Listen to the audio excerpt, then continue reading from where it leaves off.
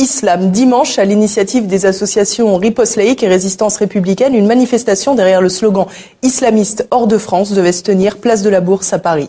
Interdit par la préfecture de police, le rassemblement a finalement été remplacé par une conférence de presse où différents intervenants français et européens ont pris la parole devant des journalistes dont la moitié venaient de pays étrangers. L'islam, ça n'est pas une race, ça n'est pas un homme, c'est un dogme.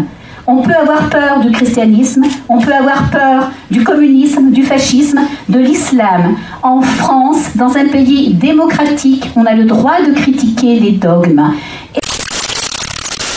J'allais vous dire, Zola Plenel, même combat.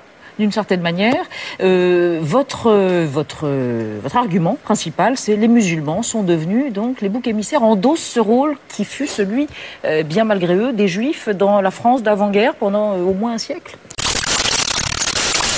Simplement, on peut ne pas être d'accord avec nous, mais qu'au débat politique, il n'y ait pas qu'une seule voix après les attentats contre Charlie Hebdo et que la nôtre ne soit pas portée. Là, il y a un déficit démocratique qui, à mon sens, est gravissime. Parce que le terreau aujourd'hui, puisque nous parlons précisément de la question de l'islam, le terreau, c'est la stigmatisation, ce sont les amalgames, c'est le fait qu'il y a une catégorie de la population qui se sent rejetée. Et...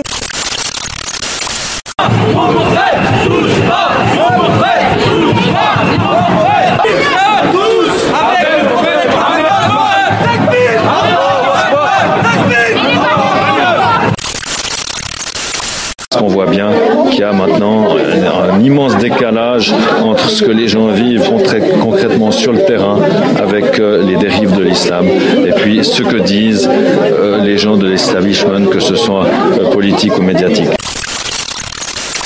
Nous sommes des laïcs, nous respectons la laïcité. Et je peux vous dire que plusieurs hommes politiques, toutes tendances confondues, ils parlent de laïcité, mais ils ne connaissent rien à la laïcité. C'est de la démagogie. Son roman imagine la France de 2022, dans laquelle est élu un président musulman qui impose le port du voile et la polygamie. Un roman jugé provocateur et islamophobe par certains. On dit voilà, ils vont prendre le pouvoir, ils prendront le contrôle de l'université, de tout ce qui est éducation. Les femmes rentrent à la maison, elles seront voilées et on enseignera le Coran et un savoir islamique dans toute la France. Ce sont exactement les fantasmes de l'extrême droite, ça. Parce qu'on ne croit pas une seule seconde que les attentats de Charlie Hebdo seront sans lendemain et que c'est que des accidents.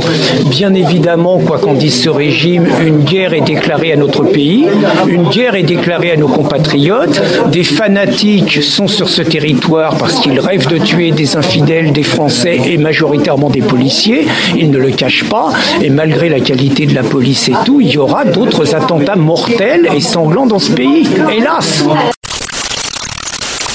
Vous, au fond, Claude Askolovitch, vous pensez que si on veut respecter ce qui est devenu la deuxième religion de France, on doit s'habituer à croiser des femmes voilées dans la rue et des enfants qui exigent de manger halal à la cantine?